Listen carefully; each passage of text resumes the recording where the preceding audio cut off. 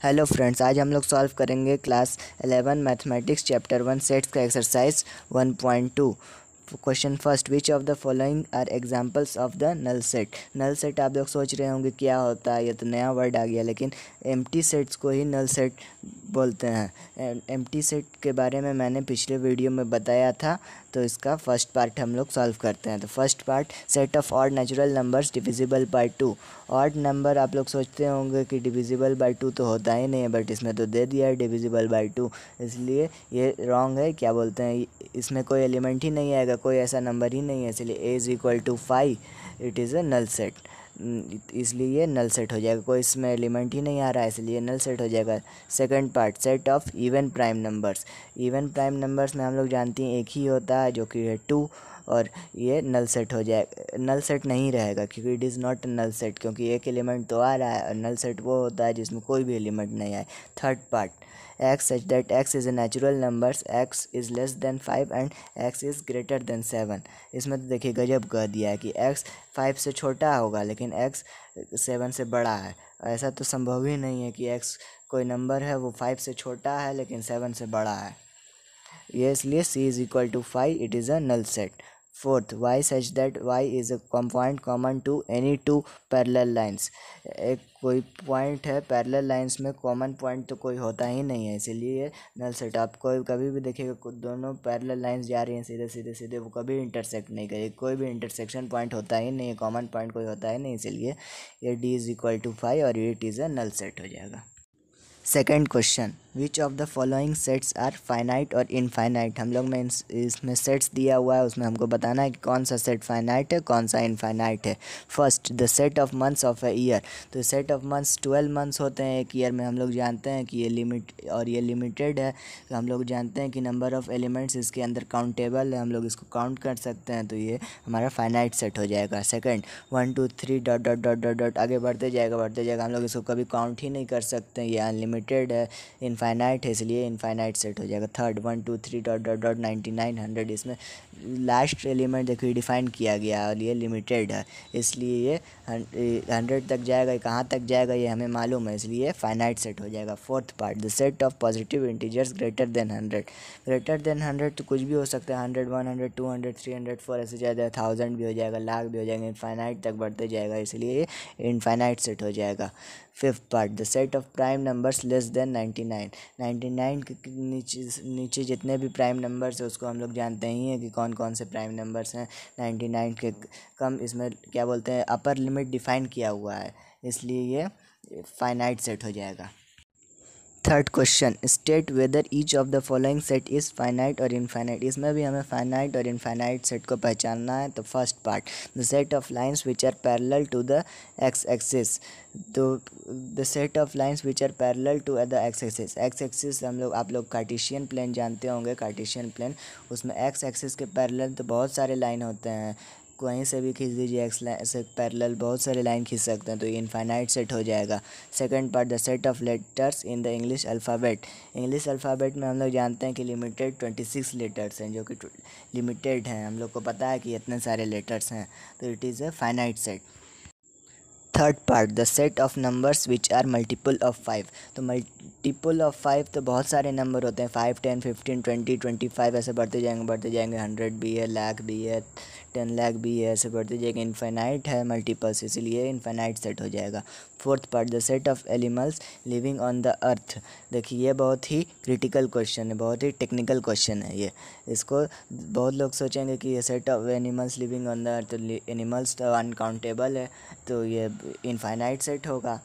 क्या वो infinite set है, बट इसका आंसर, राइट आंसर है फाइनाइट सेट्स, क्योंकि साइंटिफिकली हमारे साइंटिफिकली साइंटिस्ट द्वारा नोन है कि हमारे अर्थ पे कितने टाइप्स के एनिमल्स रहते हैं, इसलिए ये फाइनाइट सेट हो जाएगा। Fifth part, the set of circles passing through the origin 0,0। तो ओरिजिन से हमारे कितने सर्कल्स पास होते हैं, तो बहुत सारे सर्कल्स पास हो सकते हैं ओरिजिन्स के द्वारा, एक पॉइंट से कई सर्कल्स पास हो जाते हैं, इसलिए ये इनफाइनाइट सेट हो जाएगा।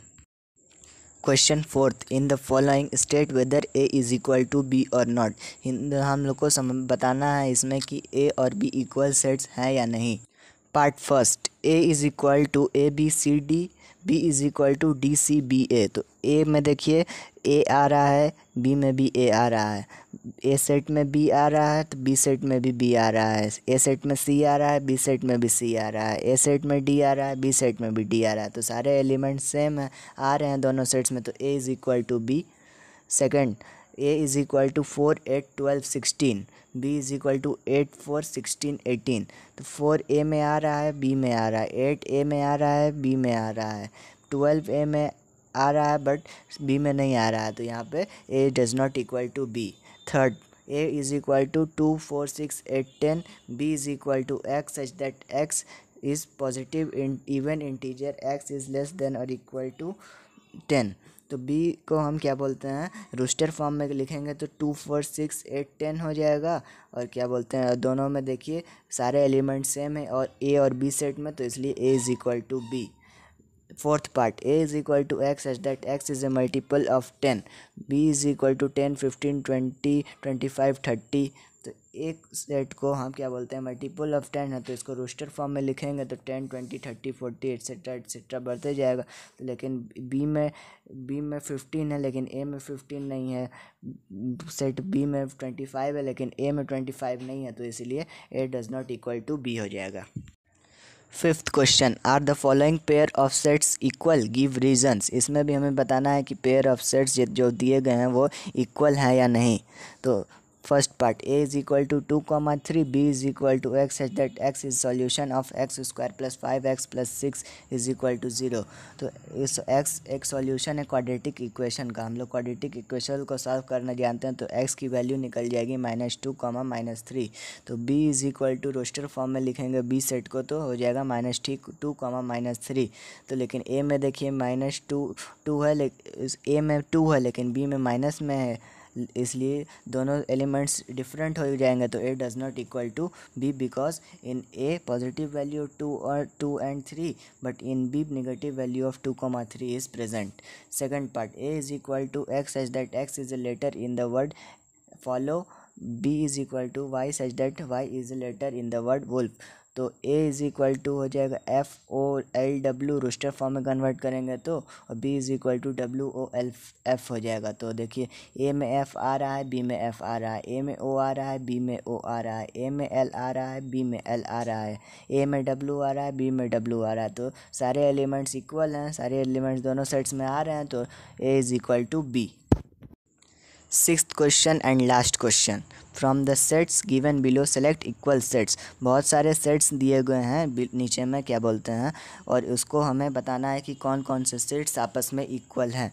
सेट ए और बी में सबसे पहले हम देखते हैं 2 है, इसमें 2 है, 4 है, इसमें 4 है, 8 है ए में, लेकिन बी में 8 नहीं है, तो ए और बी इक्वल नहीं है। ए और सी में अब हम लोग देखते हैं, इसमें 2 है लेकिन इसमें 2 नहीं, सी में 2 नहीं है, तो इसलिए ये डज़ नॉट इक्वल हो जाएगा।